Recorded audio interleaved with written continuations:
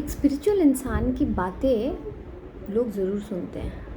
अगर कोई कुछ बोल रहा होता है ना, स्पिरिचुअल है वो बंदा, तो 4-5 लोग इकट्ठा हो जाएंगे इसकी बातें सुनने के लिए।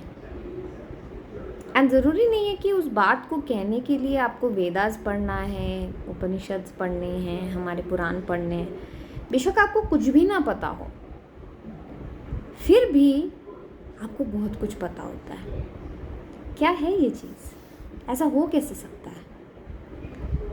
और ये इन्फॉर्मेशन आती कहाँ से है? And this is something that is very difficult to explain if you have not touched spirituality.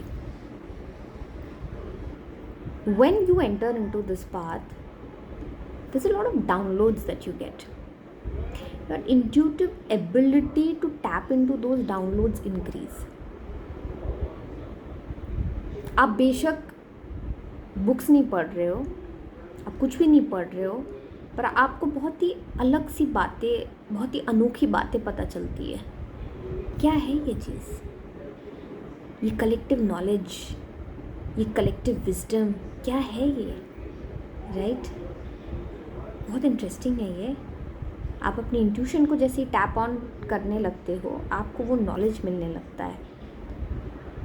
मैंने सोचा गुरु पूर्णिमा के दिन मैं इस बारे में बात करूं, क्योंकि ये जो नॉलेज है, ये कलेक्टिव नॉलेज है, ये किसी एक बंदे की नॉलेज नहीं है, ये सबका एक कलेक्टिव विजडम है। एंड जब आप स्पिरिचुअल प्रैक्टिसेस करते हो, whether it is chanting, meditation, and go into that meditative state where you can download and you connect yourself to the source, वो इन्फॉर्मेशन आपको मिलती है। वो इन्फॉर्मेशन हर एक बंदा टैप इन कर सकता है, और जब वो उसको टैप करता है तब उसको the right knowledge at the right time मिलता है। That's what is called as intuition. उसको पता चलता है कि उसके लाइफ में उसको क्या लर्निंग्स करने हैं, उसको पता चलता है कि वो अपने पर्पस के तरफ कैसे करके बढ़े।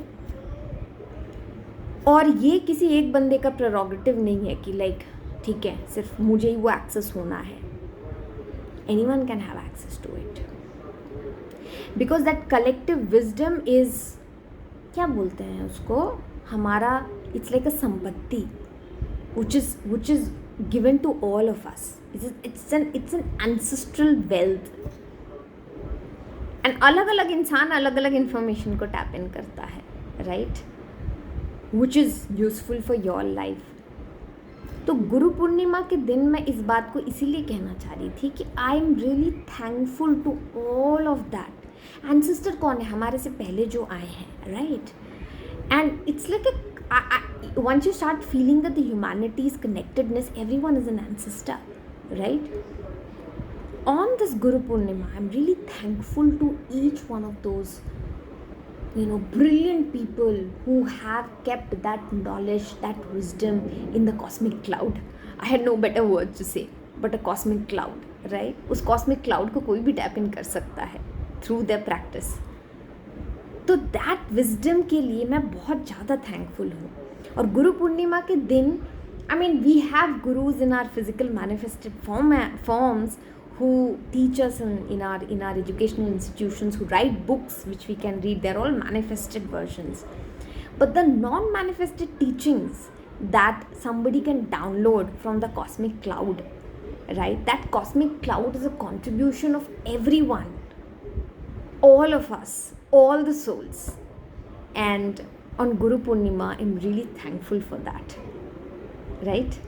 Bye. Take care.